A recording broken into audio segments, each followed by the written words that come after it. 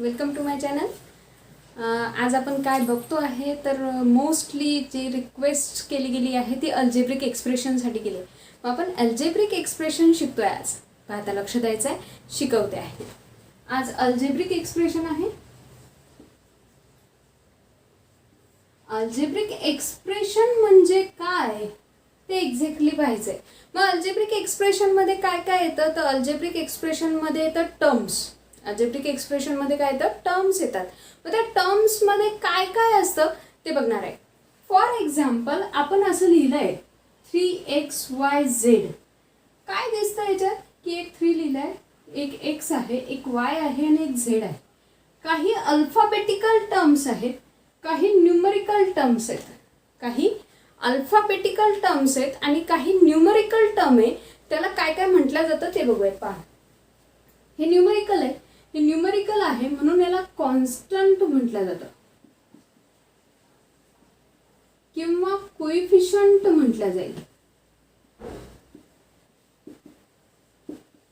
याला कॉन्स्टंट किंवा कोइफिशियंट म्हटलं जातं. आणि जी अल्फाबेटिक टर्म आहे त्याला व्हेरिएबल म्हटलं जातं. त्याला काय म्हटलं जातं? व्हेरिएबल. मग परत एकदा सांगते हा. न्यूमरिकल टर्मला काय म्हणतात तर न्यूमरिकल टर्मला म्हणतात कॉन्स्टंट किंवा कोइफिशियंट. आणि जी अल्फाबेटिक टर्म आहे त्याला तुम्ही व्हेरिएबल्स म्हणतात. मग आता त्याला व्हेरिएबल का म्हटलं जातं? कारण त्याच्यामध्ये तुम्ही व्हॅल्यू टाकल्यानंतर त्या इक्वेशनची काय व्हॅल्यू निघते ओव्हरऑल हे बघावं लागतं. जसं पुट द x = 1, मग y = 2 आणि z = 3 असं जर का केलं तर मग त्या इक्वेशनची पूर्ण काय व्हॅल्यू निघते आहे ते आपल्याला फाइंड करावं लागतं. व्हेरिएबल आहे म्हणजे त्याच्या अनुसार ते फंक्शन चेंज होत आहे म्हणून त्याला व्हेरिएबल म्हटलं जातं. आणि न्यूमरिकल टर्म ही चेंजच होत नाही म्हणून तिला कॉन्स्टंट असं म्हटलं जातं. मग आता एवढं तुम्हाला कळालंय की जी अल्फाबेटिक टर्म आहे त्याला व्हेरिएबल म्हणायचं, जी न्यूमरिकल टर्म आहे त्याला कॉन्स्टंट किंवा कोइफिशियंट म्हणायचं. आणि या पूर्ण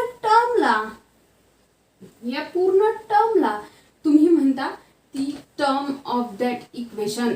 ही पूर्ण टर्म आहे, एक मिळून ही टर्म तयार झाली. मग आता याचे टाईप कोणते कोणते आहेत तर अल्जेब्रिक एक्सप्रेशन मध्ये सर्वात टाइप्स आहेत ते आहे मोनोमियल,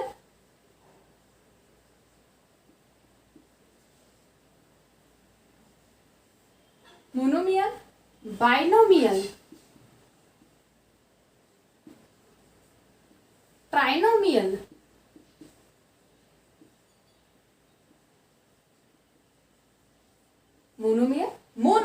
मोनो म्हणजेच सिंगल टर्म, बायनोमियल म्हणजे 2 टर्म, ट्रायनोमियल बाय, इथे ट्रायनोमियल मीन्स 3 टर्म्स. परत एकदा सांगते कोणते कोणते टाइप्स पाहिले तर मोनोमियल, बायनोमियल अँड ट्रायनोमियल.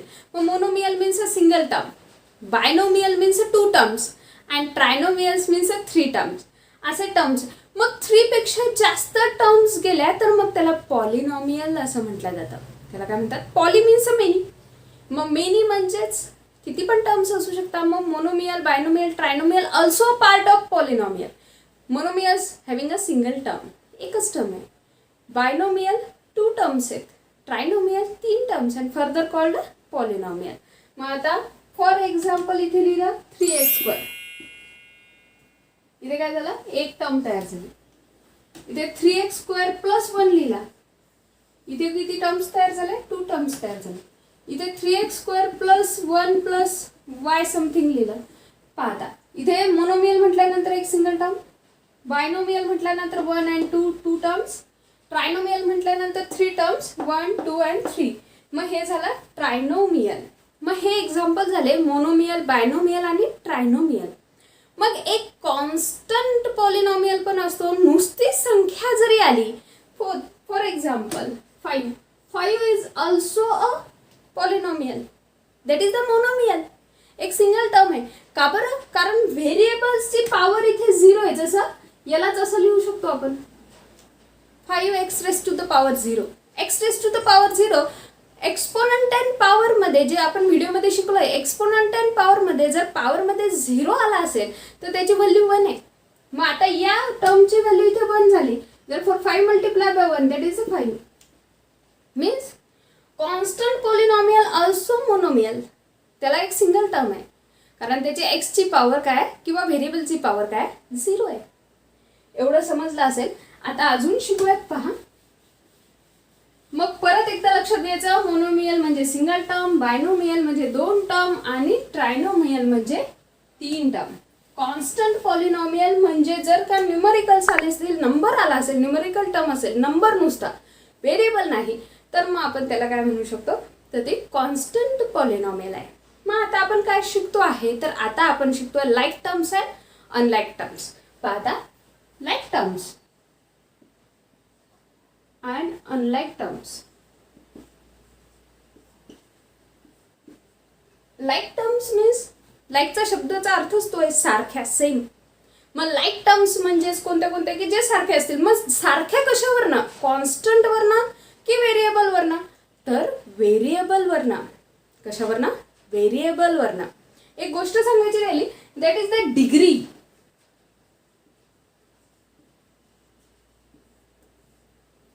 कोणती गोष्ट सांगायची राहिली होती? डिग्री. की पॉलिनॉमियलची डिग्री कोणती आहे. अजून टाईप पडतात पॉलिनॉमियल्सचे according to the degree. According to degree अजून टाईप्स पडते. मग अजून कोणते टाईप पडतात तर क्वाड्रॅटिक इक्वेशन और quadratic polynomial, cubic polynomial, linear equation. Linear equation also type of polynomial. असे म्हटलं तर भरपूर टाईप्स पडू शकते. शॉर्टमध्ये बघूयात. डिग्री म्हणजे काय तर जे इक्वेशन लिहिलं आहे त्याची हायेस्ट पॉवर जी असेल ती त्याची डिग्री असेल. हायेस्ट पॉवर त्याची काय असणार आहे? Degree. For example x³ + 2x + 1 लिहिलं तर याला पॉवर म्हणजे काय? त्याच्या डोक्यावरती असणारी संख्या. पॉवर म्हणजे काय? त्याच्या डोक्यावरती असणारी संख्या. मग x च्या डोक्यावर किती आहे? 3 आहे. इथे काहीच नाही म्हणजे इथे 1 आहे. जिथे x च्या डोक्यावर काहीच नसेल तिथे काय असणार आहे? 1. मग आता हा 3 आहे, हा 1 आहे. कोणता मोठा आहे? 3 मोठा आहे, बरोबर आहे. मग 3 मोठा आहे means a degree of that polynomial और degree of that algebraic expression is 3. ती काय झाली? डिग्री झाली आहे त्याची 3. मग आता ही झाली त्याची डिग्री. मग तुम्हाला डिग्रीचा क्वेश्चन विचारला तर तुम्ही त्याची डिग्री सुद्धा आता सांगू शकता. मग आता आपण लाईक टर्म अनलाईक टर्म पाहूयात. पाहता मी काही टर्म्स लिहिते. 3x 2y 3xy -3yx 4xz 5z. आता यातल्या लाईक टर्म्स तुम्हाला काढायचे आहेत. लाईक टर्म्स आयडेंटिफाय करायचे आहे. मग लाईक टर्म्स काय करायचं पहा. लाईक टर्म्स म्हणजे ज्यांचे व्हेरिएबल, परत एकदा सांगते हा, लाईक टर्म्स म्हणजे ज्याचे variable means alphabetic term, variable and the degree of that variable is the same. कॉन्स्टंटशी माझं काही घेणं देणं नाही. तो त्याच्या घरचा, मला काही घ्यायचं नाही. मला काय बघायचं आहे? मला फक्त degree of that variable and the variable. Variable आणि त्याचे डिग्री जर का सेम असेल तर त्या लाईक टर्म्स आहेत. त्याच्या काय आहेत? Like terms. परत एकदा सांगते. व्हेरिएबल अँड द डिग्री, व्हेरिएबल्सची पॉवर ही कशी आहे? सेम आहे. तर मग त्याला तुम्ही लाईक टर्म्स म्हणायचं. जसं इथे 3x आलाय, 3x लिहिला. अजून आहे का कोणता x? नाही, याला नाहीच आहे. 3x वेगळा लिहून टाकला. 2y आहे. अजून आहे का कोणता y? नाहीये. 2y पण बाहेर लिहिला. 3xy आहे. इथे 3xy आहे. इथे yx आहे. इथे x ची पॉवर 1, इथे पण x ची पॉवर 1, इथे y ची पॉवर 1, इथे पण y ची पॉवर 1. म्हणजे ह्या दोन्ही लाईक टर्म आहेत. 3xy -3yx हे झालं लाईक टर्म. आता इथे xz आला, इथे z आला, इथे y² आला. ह्या सगळ्या अनलाईक आहेत. का? ते कारण तर तुम्ही पण सांगू शकता. आता व्हेरिएबल सेम आहेत का? नाही. पॉवर सेम आहे का? नाही. म्हणून ह्या अनलाईक टर्म्स आहेत. ह्या कोणत्या टर्म्स आहेत? Unlike terms. मग आता कोणते कोणते फंक्शन आपण लाईक टर्मचे करू शकतो आणि कोणते कोणते फंक्शन आपण अनलाईकचे करू शकतो ते सांगते.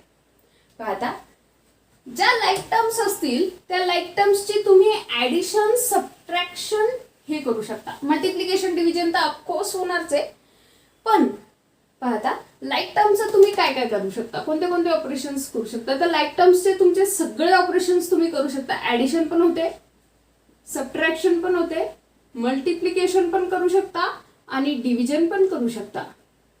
पण अनलाईकचं तुम्ही ॲडिशन सबट्रॅक्शन करू शकत नाही. इथे फक्त मल्टिप्लिकेशन होऊ शकतं किंवा डिव्हिजन होऊ शकतं. अनलाईक मध्ये काय होतं, फक्त मल्टिप्लिकेशन किंवा डिव्हिजन. तर लाईक टर्म मध्ये जसं ॲडिशन सबट्रॅक्शन होतं तसं ॲडिशन सबट्रॅक्शन अनलाईक मध्ये होणार नाही. शिकूयात. ॲडिशन करतोय. First example 3ab 4ba 6a 7a. Second 4xy negative 4yz 6xz 6xy घेऊया and solve this to examples. मग आता आपण आत्ताच बघितलं की ॲडिशन सबट्रॅक्शन फक्त लाईक टर्म्समध्ये होतात. मग आपण लाईक टर्म्स घेतोय. मग आता लाईक टर्म्स घेताना पहा कोणत्या कोणत्या लाईक टर्म्स आहेत तुम्हाला शोधायला सांगितलं आणि शिकवलेलं आहे. 3ab ची कोणती लाईक टर्म आहे का अजून. इथे a ची पॉवर 1 आहे, b ची पॉवर 1 आहे, इथे b ची पण 1 आहे, a ची पण 1. म्हणजे ही पण लाईक टर्म आहे. सिक्वेन्स बदलला तर चालतो, फक्त पॉवर आणि व्हेरिएबल सेम पाहिजे. मग प्लस 4ba हे झालं. या दोघांची ॲडिशन होणार आहे. ॲडिशनला प्रत्येकाला साइन टाकावं लागणार कारण ॲडिशन करताय. या दोघांची मी अंडरलाईन करून ठेवलंय. 6a लिहिला प्लस 7a. आता पहा ह्या दोन लाईक टर्म्स आहेत 3ab 4ab 6a आणि 7a ऑल्सो लाईक टर्म्स. आता सॉल्व करा. याच्यामध्ये त्या व्हेरिएबलला काही करायचं नाहीये. न्यूमरिकल टर्म्स जे असेल, न्यूमरिकल्स जे असतील त्यांची ॲडिशन किंवा सबट्रॅक्शन करायची. मागणं व्हेरिएबल त्याला लावून टाकायचे. झुकझुक गाडीचे डबे लावायचे आपल्याला. 3 + 4 7ab हे झालं 7ab. ab as it is लिहिलं. 3 + 4 केलं 7 प्लस 6 + 7 दॅट इज 13a. याच्या पुढे याचा आन्सर निघेल का. आन्सर तुम्हाला यायला पाहिजे.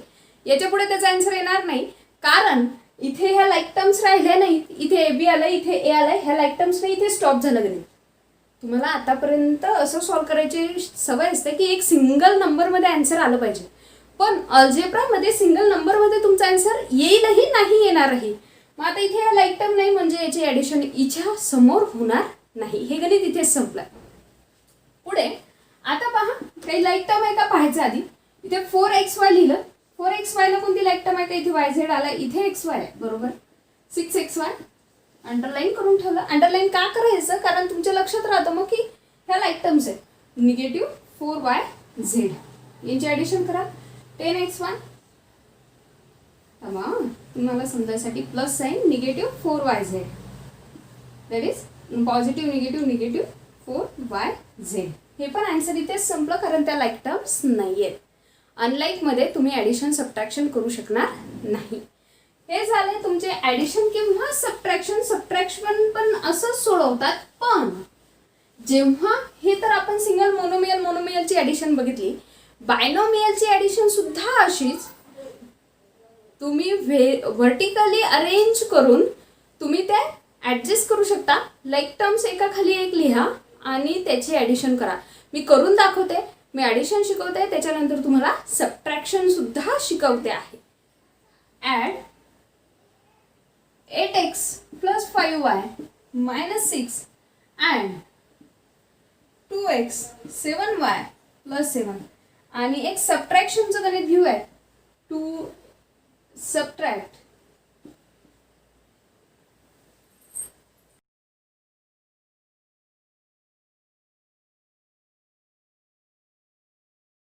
+5ab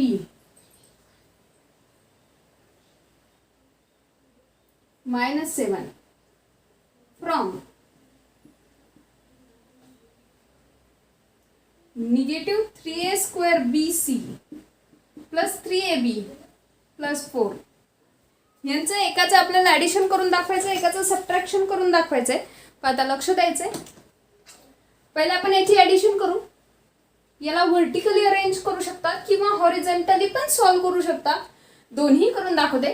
व्हर्टिकली अरेंज करते.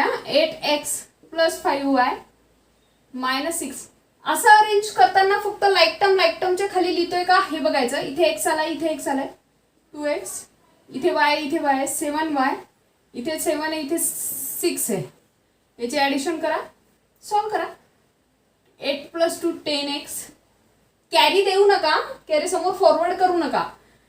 इथे एक पॉझिटिव्ह एक निगेटिव्ह आहे, तर सबट्रॅक्शन होईल 2y आणि बिगर नंबर साईन म्हणजे निगेटिव्ह साईन इथे +1.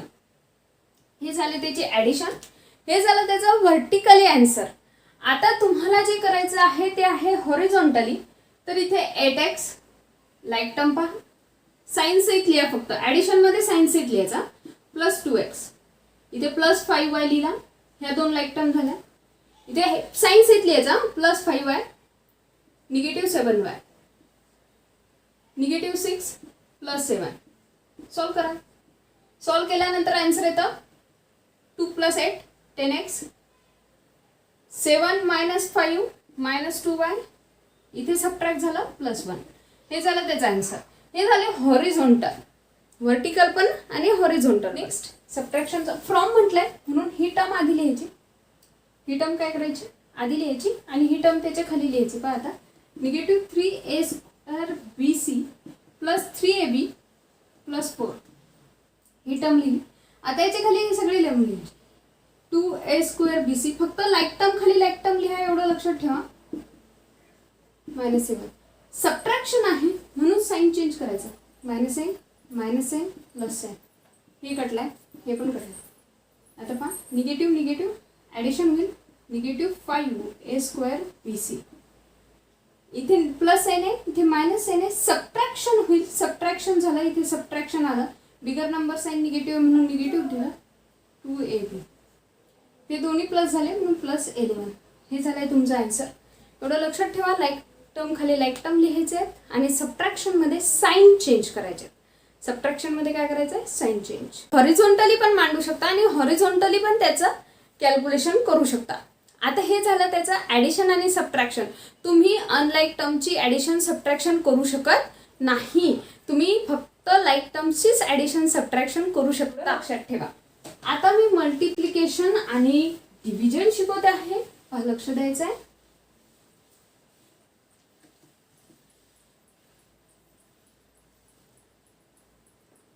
तर आता आपण मल्टिप्लिकेशन डिव्हिजन शिकतो आहे. फॉर एक्झाम्पल घेऊया 5q 4p यांचं मल्टिप्लिकेशन करायचं आहे.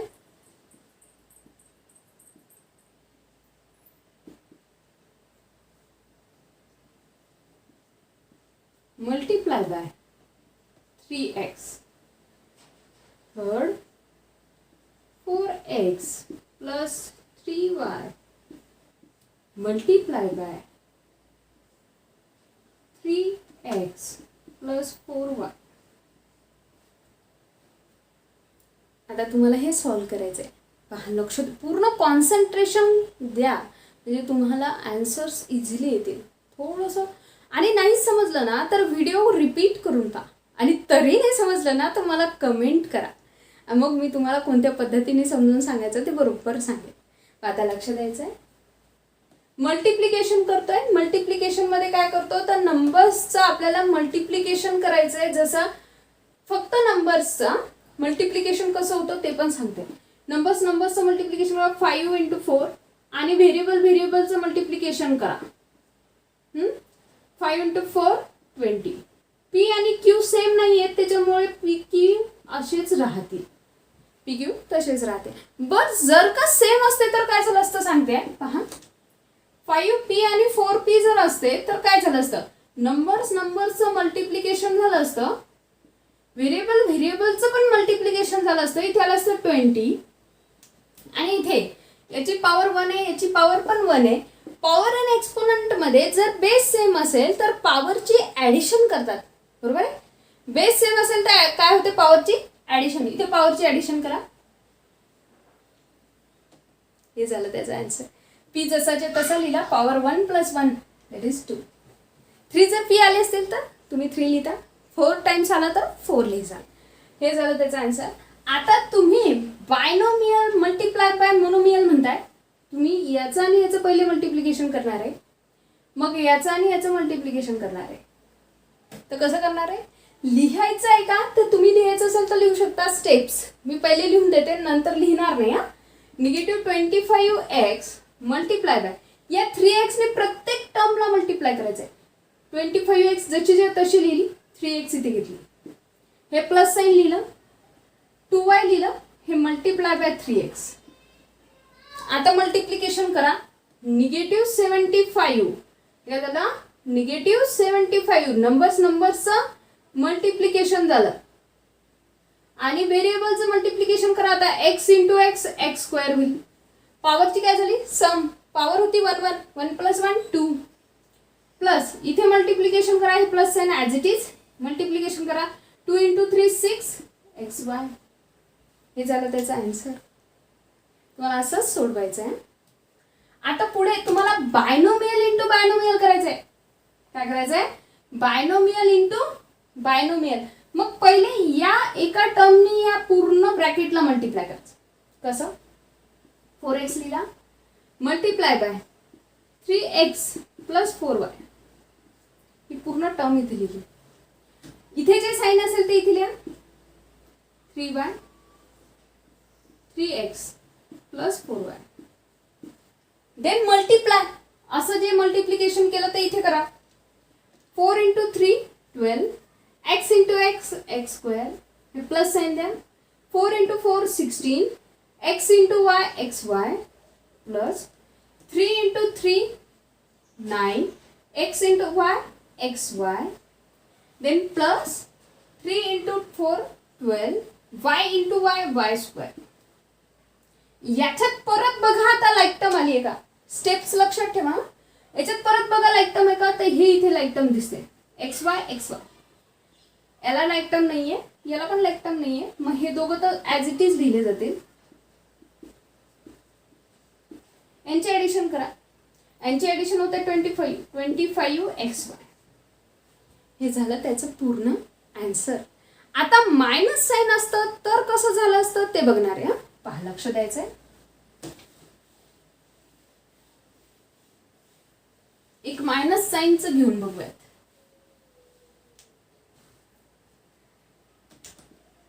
3x - 4y 4x - 3y. आता कॅल्क्युलेट कर. सेम जसं केलं होतं तसंच या टर्म मधल्या प्रत्येकाने या पूर्ण ब्रॅकेटला मल्टिप्लाय. 3x 4x - 3y. हे साइन सहित इथे लिहायचं. 4y -4y multiply by 4x - 3y. Multiply करा. 3 × 4 12, x × x x² minus sign as it is.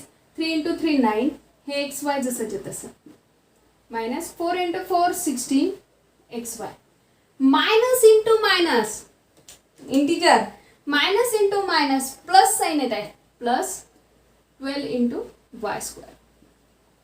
आता लाईक टर्म आहेत का पहा, हे लाईक टर्म आहे. Then solve. निगेटिव्ह आहेत दोन्ही, म्हणजे त्यांची ॲडिशन होणार आहे. त्यांची काय होणार आहे, ॲडिशन झाली. -25 xy. हे झालं त्याचा आन्सर. हे साइन जेव्हा देसाल, हे साइन ब्रॅकेट मधले सगळे साइन चेंज करता. ब्रॅकेटच्या बाहेर जर का निगेटिव्ह साइन असेल तर ब्रॅकेट मधले सगळे साइन चेंज होतील. एवढं लक्षात ठेवायचं आहे. आता आपण बघणार आहे डिव्हिजन. आता काय बघायचं आहे आपल्याला, डिव्हिजन. डिव्हिजनमध्ये वेगवेगळ्या मेथड्स आहेत. एक तर फॅक्टरायझेशन येत असेल म्हणजे कॉमन निघत असतील तर ते कॉमन काढून कट डाऊन करणे ही एक मेथड आहे. दुसरी स्प्लिटिंग द मिडल टर्म आहे. स्प्लिट करून त्याचे फॅक्टर पाडा आणि मग कट करा. आणि तिसरी आहे जी सिंपल वे आहे की लॉंग डिव्हिजन करा आणि आन्सर काढा. मग आता तुम्हाला फॅक्टर पण शिकवते आहे, पहा लक्ष द्यायचं आहे. फॅक्टरमध्ये काय करतात तर क्वाड्रॅटिक इक्वेशनचं स्प्लिटिंग द मिडल टर्म करता येतं. काय आहे, क्वाड्रॅटिक इक्वेशन सॉल्व करताना, क्वाड्रॅटिक इक्वेशन म्हणजे ज्याची डिग्री 2 आहे, ज्याची डिग्री काय आहे 2. क्वाड्रॅटिक इक्वेशन सॉल्व्ह करताना, याची डिग्री 2 आहे पहा. क्वाड्रॅटिक इक्वेशन सॉल्व्ह करताना फॅक्टराइज करायची सर्वात पहिली मेथड आहे ती आहे फॅक्टरायझेशन. कोणतं आहे तर स्प्लिटिंग द मिडल टर्म. मग स्प्लिटिंग द मिडल टर्म करताना लास्ट टर्म बघायची. लास्ट कोणती term? Last term. Last term बघायची. 4 लिहिली, साइन सेट लिहायची, प्लस साइन आहे ते प्लस आहे. मग मिडल टर्म बघायची. मिडल टर्म पण 4 आहे. तर ॲडिशन म्हणजे पहा 4 मल्टिप्लिकेशन लास्ट टर्म असते, हे मल्टिप्लिकेशन पाहिजे. आता हे 4 काय पाहिजे? मल्टिप्लिकेशन. असे 2 नंबर सांगा की ज्यांचं मल्टिप्लिकेशन लास्ट टर्म असेल. असे 2 नंबर सांगा की ज्याचं मल्टिप्लिकेशन लास्ट टर्म असेल. असे 2 नंबर आहेत 4 आणि 1. 2 × 2 बरोबर. कोणते 2 नंबर मिळाले? 4 × 1 मिळाले. हे 2 नंबर आहेत किंवा 2 × 2 आहे. मग कोणती घ्यायची? Depends on the sign of the third term. Sign of the third term. Third टर्मची साइन बघायची. इथे प्लस साइन आहे म्हणजे असे 2 असं सिलेक्ट करा की ज्याची ॲडिशन मिडल टर्म येईल. साइन वरून बघायचं. साइन प्लस आहे म्हणून ॲडिशन, साइन मायनसचं असतं तर सबट्रॅक्शन. ॲडिशन तुमची 4 येईल असा नंबर सांगा. इथे ॲडिशन केले तर 4 + 1 5 येत आहे. करेक्ट आहे का? नाही. म्हणून 2 + 2 4 येत आहे. म्हणून मी 2 + 2 सिलेक्ट केला आणि मध्ये 2 फॅक्टर पडले, 2 आणि हा 2. इथे प्लस साइन आहे बिगर नंबरला, हे मिडल टर्मचं द्यायचं असतं, ते प्लस साइन दिलं. ॲडिशन 4 करतो, इथे प्लस दिलं म्हणून इथे प्लस दिलं. सॉल्व्ह करूया. x² as it is. 4x ला लिहू मी +2x प्लस हा 2x +4. कॉमन काढा. x² आणि 2x मधनं ज्याची पॉवर कमी आहे तो बाहेर येईल म्हणून x बाहेर येईल. इथे x² मधला एक x गेला, इथे उरला x + 2.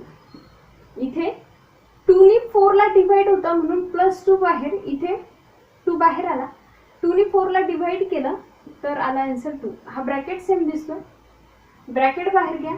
x + 2 इथे उरला x, हा इथे +2. हे 2 फॅक्टर पडले. इथे लिहा x + 2 × x + 2 आणि खाली डिवाइड बाय x + 2. एक ब्रॅकेट कटला, उरला x + 2. हे झालं first with using a splitting the middle term. Long division करूयात. पण आता लॉंग डिव्हिजन करत असताना जी टर्म आहे ही मिडलला लिहा.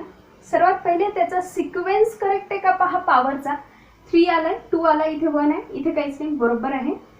सिक्वेन्स सेम पाहिजे. नसला तर 0 टाकून घ्या. येता आन्सर विदाउट 0, पण प्रॅक्टिसची गोष्ट आहे.